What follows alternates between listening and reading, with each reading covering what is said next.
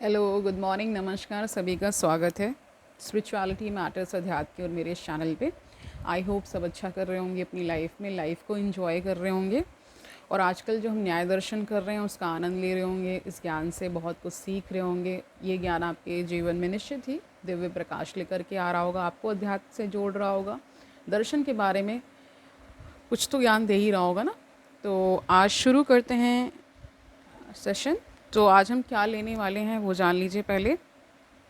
अनुमान के पंचावव यानी कि 5 मेंबर्ड सिलॉगिज्म। सिलॉगिज्म आपने पढ़ा होगा, ठीक है।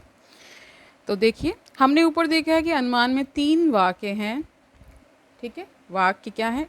अनुमान में 3 वाक्यों का प्रयोग तभी होता है जब मनुष्य अपने लिए अनुमान करता है, यानी अपने लिए अनुमान कर रहा है, इसीलिए इसको स्वार्थानुमान कह दिया गया। कभी कभी हमें दूसरों के सामने किसी तथ्य को प्रमाणित करने के लिए भी अनुमान का सहारा लेना पड़ता है। वैसी परिस्थिति में हमारे अनुमान का स्वरूप स्वार्थानुमान से परार्थानुमान में परिवर्तित हो जाता है जब दूसरों के लिए करते हैं, ठीक है। परार्थानुमान का 5 क्रमबद्ध वाक्यों में प्रकाशित किया जाता है, मतलब को होना चाहिए यहाँ पे। परार्थानुमान को 5 क्रमबद्ध वाक्यों में प्रकाशित किया जाता है। इन वाक्यों को अवयव कहा जाता है। चूँकि परार्थानुमान के 5 अवयव होते हैं, इसलिए इसे पंचावव कहा या अनुमान कहा जाता है, ठीक है। 5 है इसलिए पंचावयव कहा जाता है, ठीक है। अब हम एक एक करके अनुमान के पंचावयव की व्याख्या करेंगे। तो पहला बताया प्रतिज्ञा। अनुमान द्वारा कि जिस वाक्य को हम सिद्ध करना चाहते हैं उसे प्रतिज्ञा कहते हैं। मान लीजिए कि हम पहाड़ पर आग को सिद्ध करना चाहते हैं। ऐसा करने के पूर्व हम पहले ही दूसरे के सामने स्पष्ट रूप से इसे प्रकाशित करते हैं। जिसे सिद्ध करना है उसका निर्देश करना ही प्रतिज्ञा है। पहाड़ पर आग है, यह प्रतिज्ञा के रूप में प्रथम वाक्य नहीं रहता है। यह जब सिद्ध हो जाता है तब अंतिम वाक्य में निष्कर्ष के रूप में प्रतिष्ठित हो जाता है। दूसरा बताया हेतु, ठीक है। हेतु का स्थान भारतीय न्याय वाक्य में दूसरा है। अपनी प्रतिज्ञा को सिद्ध करने के लिए जो युक्ति दी जाती है उसे हेतु कहा जाता है। आप प्रतिज्ञा को सिद्ध कर रहे हैं, ठीक है, उसके लिए जो युक्ति दे रहे हैं उसको हेतु कह रहे हैं, ठीक है। उदाहरण के लिए पर्वत पर आग को प्रमाणित करने के लिए हम घूम का सहारा लेते हैं। वो कहते हैं क्योंकि पर्वत पर घूम है, इसे ही हेतु कहते हैं। हेतु के द्वारा हम अपने पक्ष में साध्य का अस्तित्व साबित कर सकते हैं। तीसरा बताया उदाहरण सहित व्याप्ति वाक्य। जिस उक्ति के आधार पर साध्य को प्रमाणित किया जाता है उसकी पुष्टि के लिए दृष्टांत उपस्थित करना उदाहरण है। यदि हम धुआं के आधार पर आग को प्रमाणित करना चाहते हैं तो इसके लिए कोई दृष्टांत देना ही उदाहरण है। जैसे रसोई घर में धुआं के साथ आग भी रहती है, परंतु दृष्टांत देना ही पर्याप्त नहीं है, दृष्टांत के अतिरिक्त व्याप्ति का रहना भी आवश्यक है। हेतु और साध्य के अनिवार्य संबंध को व्याप्ति कहते हैं। यह कभी न टूटने वाला संबंध है, ये कभी नहीं टूटता है, ठीक है। अतः उदाहरण ऐसा रहना चाहिए जो व्याप्ति संबंध का सूचक हो। धुआं और आग के आवश्यक संबंध के साथ रसोई घर का दृष्टांत देकर ऐसा कहा जा सकता है जहाँ जहाँ धुआं है वहाँ वहाँ आग है। ऐसा कहा भी जाता है जहाँ जहाँ धुआं है वहाँ वहाँ आग है। जैसा रसोई घर में देखते हैं आप, पहले की जो रसोई होती थी वो ज़्यादा चूल्हे की होती थी, चूल्हे में खाना बनता था, तो वहाँ पे इसका बहुत ज़्यादा आपको उदाहरण मिलता है। इसे ही उदाहरण सहित व्याप्ति वाक्य कहते हैं। न्याय में इसका स्थान तीसरा दिया गया है। यह पाश्चात्य न्याय के वृहद वाक्य यानी मेजर प्रमाइस से मेल खाता है। चौथा बताए उपनय। पंचावयव में इस वाक्य को चौथा स्थान दिया गया है। उदाहरण के साथ हेतु और साध्य का व्यापक संबंध दिखलाने के पश्चात अपने पक्ष में उसे दिखलाना ही उपनय कहलाता है या कहा जाता है। धुआं और आग का जो व्याप्ति संबंध है उसी का विशेष प्रयोग पहाड़ के संबंध में किया जाता है। यहाँ पर हम कह सकते हैं कि पहाड़ पर धुआं है, हमें आग के अस्तित्व को प्रमाणित करना है। इसके लिए कोई स्थान चाहिए, क्योंकि शून्य में आग का होना नहीं दिखलाया जा सकता, यानी कोई ना कोई स्थान तो आप बताएंगे ही। रसोई घर में धुआं है, या पहाड़ पे धुआं है, या कहीं कोई अन्य स्थान, जंगल में। ठीक है। उपनय ही वह वाक्य है जो इस इच्छा की पूर्ति करता है। यह वाक्य पाश्चात न्याय वाक्य, लघु वाक्य यानी माइनर प्रमाइस कह लीजिए, माइनर सेंटेंस कह लीजिए, सब बराबर है, कि सदृश है। पांचवा बताया है निगमन। ठीक है, पर्वत पर आग है, इसे ही हम आरंभ में सिद्ध करने चले थे। जब तक इसे सिद्ध नहीं किया जाता है या प्रतिज्ञा कहलाता है, और जब यह सिद्ध हो जाता है तो इसे निगमन कहा जाता है। प्रतिज्ञा हेतु उदाहरण व्याप्ति वाक्य उपनय की सहायता से जब यह सिद्ध हो जाता है तो इसका रूप निगमन हो जाता है।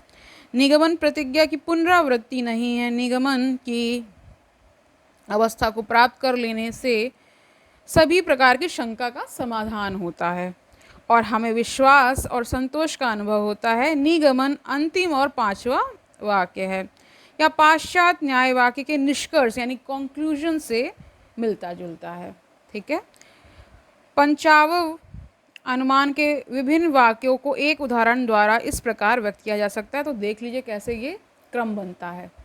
तो पहला बता दिया, पर्वत पर आग है, ये क्या हो गया? प्रतिज्ञा, इसी को सिद्ध करना है ना, इसीलिए। दूसरा है क्योंकि इसमें धुआं है, ये हो गया हेतु। जहाँ जहाँ धुआं होता है वहाँ वहाँ आग होती है, जैसे रसोई घर में, उदाहरण सहित व्याप्ति वाक्य हो गया। चौथा, पहाड़ पर धुआं है, ये उपनय हो गया। और पांचवा, इसलिए पहाड़ पर आग है, निगमन हो गया। ठीक है। पाश्चात न्याय वाक्य यानी वेस्टर्न सिलोगिज्म और पंचावयव अनुमान में निम्नलिखित अंतर है, तो अंतर भी जान लीजिए। पाश्चात न्याय वाक्य में तीन ही वाक्य होते हैं। ये तीन वाक्य हैं, वृहत वाक्य, लघु वाक्य और निष्कर्ष, ये तीन होते हैं वहाँ पे। परंतु पंचावयव अनुमान में पांच वाक्य होते हैं, प्रतिज्ञा हेतु उदाहरण सहित व्याप्ति वाक्य, उपनय और निगमन। पंचावयव अनुमान के पांच वाक्य हैं।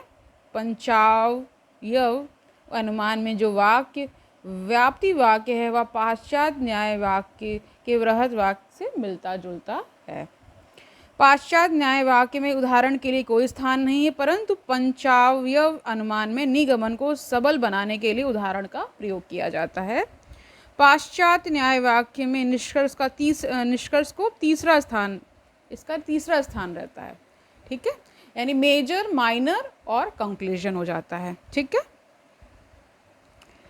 पाश्चात्य न्याय वाक्य में निष्कर्ष का तीसरा स्थान रहता है, परंतु पंचावयव अनुमान में निष्कर्ष तीसरे वाक्य के रूप में नहीं रहता है, या प्रतिज्ञा के रूप में प्रथम वाक्य में रहता है और निगमन के रूप से पांचवें वाक्य स्थान पर रहता है। न्यायिकों का कहना है कि पंचावयव अनुमान के पांच वाक्यों के रहने से निष्कर्ष अधिक मजबूत हो जाता है, परंतु पाश्चात्य न्याय में तीन ही वाक्य के रहने से निष्कर्ष भारतीय न्याय की तरह मजबूत नहीं होता है। तो ये अंतर स्पष्ट कर दिया गया। अब अनुमान का आधार जानिए। अनुमान का उद्देश्य पक्ष और साध्य के बीच संबंध स्थापित करना है, इसलिए दो बातें आवश्यक हैं। पक्ष यानी माइनर टर्म बता दिया, और हेतु मिडिल टर्म का संबंध। ठीक है, तो पक्ष और हेतु बता दिया ना, का संबंध बता रहे हैं। साध्य और हेतु का व्याप्ति संबंध, यानी पर्वत पर आग है, इसे प्रमाणित करने के लिए यह जानना आवश्यक है कि पर्वत में धुआं है, तथा यह जानना आवश्यक है धुआं और आग में व्याप्ति संबंध है। हेतु और साध्य के व्यापक संबंध को ही व्याप्ति कहते हैं। व्याप्ति का शाब्दिक अर्थ है विशेष प्रकार से संबंध, वी प्लस आप्ति। व्याप्ति को विशेष प्रकार का संबंध कहा गया क्योंकि यह कभी नहीं टूटता है। व्याप्ति को इस प्रकार अनिवार्य संबंध कहा जाता है। व्याप्ति से दो वस्तुओं के आपसी संबंध का बोध होता है। इसमें एक को व्यापक तथा दूसरे को व्याप्य कहते हैं। जिसकी व्याप्ति रहती है उसे व्यापक कहते हैं, और जिसमें व्याप्ति रहती है, कह रहे जिसकी व्याप्ति रहती है ना, उसको बता दिया इन्होंने व्यापक, और जिसमें व्याप्ति रहती है उसे व्याप्त कहते हैं। समझ गए? उदाहरण के लिए आग धुआं में अनिवार्य संबंध रहता है, और यहाँ आग व्यापक कहा जाएगा क्योंकि यह सदा धुआं के साथ रहता है, तथा धुआं व्याप्य कहा जाएगा क्योंकि उसमें कह सकते हैं मिला हुआ रहता है, या इस तरह से भी जान सकते हैं, तथा धुआं व्याप्त रहता है, ठीक है, क्योंकि धुआं ही वह वस्तु जिसके साथ आग रहती है। अब प्रश्न उठता है कि इन दोनों में अर्थात व्याप्य और व्यापक में कौन किसका सूचक है? दूसरे शब्दों में क्या धुआं से आग का बोध होता है या आग से धुएं का? जांच करने पर हम पाते हैं कि आग से धुआं का ज्ञान पाना आवश्यक नहीं है। बहुत स्थानों में धुआं के बिना भी आग का होना पाया जाता है, परंतु धुआं से हमें आग का बोध होता है। ऐसा कोई भी स्थान नहीं है जहां धुआं हो परंतु आग नहीं। अतः हम कह सकते हैं, क्या कह सकते हैं वो जान लीजिए। जहाँ जहाँ धुआं है वहाँ वहाँ आग है। व्यापक को साध्य तथा व्यापक को हेतु कहा जाता है। इस प्रकार हम देखते हैं कि हेतु और साध्य के बीच जो संबंध होता है उसे व्याप्ति कहते हैं। अनुमान का आधार व्याप्ति है। व्याप्ति को यदि अनुमान की रीढ़ कहा जाए तो कोई अतिशयोक्ति नहीं हो सकती। जहाँ तक व्यापक और व्याप्य के क्षेत्र का संबंध है वह एक दूसरे के बराबर हो सकता है और ना बराबर भी।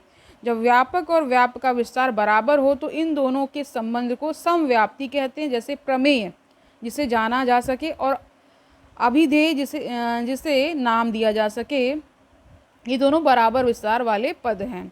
इसे समव्याप्ति का उदाहरण समझा जा सकता है। क्योंकि समव्याप्ति वाले पदों की व्यापकता बराबर होती है, इसलिए एक से दूसरे का तथा दूसरे से पहले का अनुमान संभव है। जैसे जो प्रमेय है वह अभिधेय है और जो अभिधेय है वह प्रमेय है। इसके विपरीत धुआं और आग का क्षेत्र बराबर नहीं है। जहाँ धुआं रहता है वहाँ आग पाई जाती, परंतु सभी अग्नियुक्त पदार्थ धुआं से युक्त नहीं होते हैं, जैसे गर्म लोहा है ना। इससे प्रमाणित होता है कि आग का क्षेत्र धुआं के क्षेत्र से बड़ा है। इसे विषम व्याप्ति या असम व्याप्ति का उदाहरण समझा जा सकता है। यहाँ धुआं से आग का अनुमान किया जा सकता है, परंतु इसका विपरीत संभव नहीं है, अर्थात आग से धुआं का अनुमान नहीं किया जा सकता। उपरोक्त विवेचन से यह प्रमाणित होता है कि दो पदों के बीच जब विषम संबंध रहता है, यानी अलग संबंध रहेगा, एक जैसा नहीं रहता है जब, तो क्या कह रहे हैं, एक से दूसरे का अनुमान किया जाता है परंतु इसका विपरीत संभव नहीं है। व्याप्ति के संबंध में जो विवरण किया गया है उससे प्रमाणित होता है कि व्याप्ति दो प्रकार की होती है, समव्याप्ति या असम या विषम व्याप्ति ना। दोनों प्रकार के व्याप्ति के बीच अंतर स्पष्ट करते हुए प्रोफेसर सतीश चंद्र चटर्जी ने अपनी प्रसिद्ध पुस्तक है इनकी, न्याय थ्योरी ऑफ नॉलेज में कहा है, जो ध्यातव्य यानी ध्यान देने योग्य है। धुआं और आग मनुष्य और मरणशील जैसे न्यूनाधिक विस्तार वाले पदों के बीच व्याप्ति को असम या विषम व्याप्ति की संज्ञा दी जाती है। इससे भिन्न समान विस्तार वाले पदों के बीच व्याप्ति को समव्याप्ति कहा जाता है। ठीक है, अब इसमें न्यायानुसार व्याप्ति की विधियां जान लीजिए। न्याय के मतानुसार व्याप्ति की स्थापना 6 विधियों द्वारा पूरी होती। ये निम्नलिखित हैं।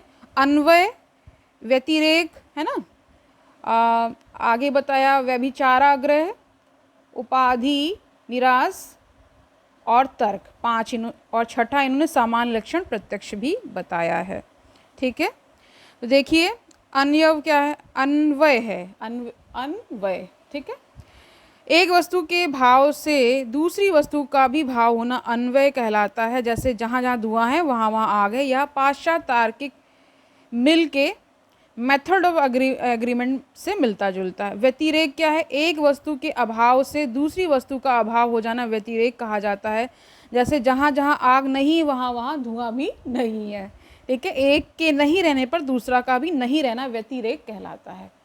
ठीक है, यानी मेथड ऑफ डिफरेंस के सदृश है। जो पाश्चात्य तर्कशास्त्री हैं उनका भी हम जो वहाँ दर्शन है उसको भी कंपेयर करते हुए चल रहे हैं। अन्वय और व्यतिरेक विधियों को एक साथ मिला देने पर उनका सम्मिलित रूप पाश्चात्य तर्कशास्त्री मिल के joint method of agreement and difference के समान हो जाता है ना। अब क्या आ गया, व्यभिचाराग्रह, दो वस्तुओं के बीच व्यभिचार का अभाव व्यभिचाराग्रह कहा जाता है। व्याप्ति संबंध की निश्चितता व्यभिचार के अभाव पर ही निर्भर करती। धुआं के साथ हम निरंतर आग का अनुभव करते हैं। आज तक कोई ऐसा स्थान हमें देखने को नहीं मिला है जहां धुआं हो परंतु आग नहीं। अतः इस अव्याघातक अनुभव के बल पर ही हम कहते हैं कि जहाँ जहाँ धुआं है वहाँ वहाँ आग है। तो यही उदाहरण बार बार दे रहे हैं, ठीक है। चौथा देखिए, उपाधि निराश क्या है? व्याप्ति संबंध के लिए न्यायिकों के अनुसार अनौपाधिक संबंध का होना अत्यावश्यक है। दो घटनाओं का संबंध यदि किसी उपाधि पर निर्भर करे तो उनके बीच के संबंध को व्याप्ति संबंध नहीं कहा जा सकता। यदि कोई आग को देकर धुआं का अनुमान करे तथा दोनों के बीच व्याप्ति संबंध स्थापित करे तो उसमें दोष हो जाएगा। आग धुआं को तभी पैदा करती जब जलावन भीगी हो ना, जब लकड़ी होगी तो या कुछ होगा तब होगा। अतः हम यह नहीं कह सकते जहाँ जहाँ आग है वहाँ वहाँ धुआं है। इसके विपरीत यदि धुआं को देखकर कोई आग का अनुभव करे तथा धुआं और आग में व्याप्ति संबंध स्थापित करे तो वह न्यायसंगत होगा। इसका कारण यह है कि धुआं और आग के बीच अनौपाधिक संबंध है। पांचवा तर्क देखिए, न्यायिक अनुभव द्वारा, जैसा हमने ऊपर कहा है, व्याप्ति की स्थापना करता है। इसके बाद न्यायिक तर्क के द्वारा भी अपने मत की पुष्टि करता है ताकि किसी संशयवादी के मन में संदेह न रह सके। भारतीय दर्शन में चार्वाक तथा पाश्चात्य दर्शन में ह्यूम यह आपत्ति कर सकते हैं कि अनुभव तो केवल वर्तमान तक सीमित है। अनुभव पर आधारित व्याप्ति भविष्य में कैसे ठीक मानी जा सकती है, ये प्रश्न कर रहे हैं। वर्तमान समय में धुआं के साथ आग को देखकर यह नहीं कहा जा सकता कि भविष्य में भी धुआं के साथ आग होगी। न्यायिक इस प्रकार के आक्षेप का उत्तर तर्क से करते हैं। उनका कहना है यदि सभी धूमवान पदार्थ अग्नियुक्त हैं, असत्य है, तो उसका पूर्ण विरोधी वाक्य कुछ धूमवान पदार्थ अग्नियुक्त नहीं अवश्य सत्य होगा। इसका कारण यह है कि दो पूर्ण विरोधी वाक्य एक ही साथ असत्य नहीं हो सकते। अब कुछ धूमवान पदार्थ अग्नियुक्त नहीं हैं को सत्य मान लेने से धुआं का अस्तित्व अग्नि के बिना भी संभव हो जाता है। इसका अर्थ यह हुआ कि कार्य की उत्पत्ति कारण के बिना भी हो सकती है। ऐसा मानना कार्य कारण सिद्धांत का खंडन करना होगा। अतः इससे सिद्ध होता है कि धुआं और आग में व्याप्ति संबंध है। छठा इन्होंने बताया, सामान्य लक्षण प्रत्यक्ष। व्याप्ति में पूर्ण निश्चयात्मकता लाने के लिए न्यायिक सामान्य लक्षण प्रत्यक्ष का सहारा लेते हैं। सामान्य लक्षण प्रत्यक्ष अलौकिक प्रत्यक्ष का एक भेद है। इसके द्वारा किसी वस्तु या व्यक्ति के प्रत्यक्ष में उसकी जाति का भी प्रत्यक्ष हो जाता है। उदाहरण के लिए एक मनुष्य के प्रत्यक्ष में ही उसकी जाति मनुष्यत्व का भी हमें प्रत्यक्ष ज्ञान होता है। मनुष्यत्व एवं मरणशीलता के बीच सहचार्य संबंध का प्रत्यक्ष कर हम कहते हैं कि सभी मनुष्य मरणशील हैं। तो आज के लिए इतना ही रखते हैं। आई होप आपको आज का सेशन क्लियर रहा होगा, आपने अच्छे से समझ लिया है सारे ज्ञान को। अगर नहीं समझ में आया दोबारा से वीडियो को देखिए, क्योंकि ये एक तरह से एलिमेंट्स हम बता रहे हैं, बहुत सारी चीज़ों का बिल्कुल गूढ़ जा कर के बता रहे हैं कि कोई चीज़ जब हम देखते हैं तो उसका अनुभव हमें कैसे होता है ना, क्या प्रमाण होता है, क्या अनुमान होता है, ठीक है, प्रतिज्ञा क्या है ना, प्रतिभिज्ञा क्या है, रिकॉग्निशन जैसे हमने कल पढ़ा था, ठीक है। कल हम अनुमान के प्रकार करने वाले हैं, ठीक है। तो कल मिलते हैं, तब तक आनंद से रहिए, सुखपूर्वक अपना जीवन व्यतीत करिए, दूसरों को सुखी करिए और ये भी याद रखिए कि न्याय दर्शन कितना आवश्यक है। इसी श्रृंखला को हम आगे बढ़ाते रहेंगे। आजकल हम गूढ़ ज्ञान ले रहे हैं, तो अगर जब एक बार में नहीं समझ में आता तो बार बार इसको देखिए, आपको क्लियर हो जाएगा, ठीक है। बहुत आराम से, बहुत आसान शब्दों में मैंने इसको समझाने की कोशिश की है, ठीक है। कल मिलते हैं, तब तक के लिए हरिओम तत्सत।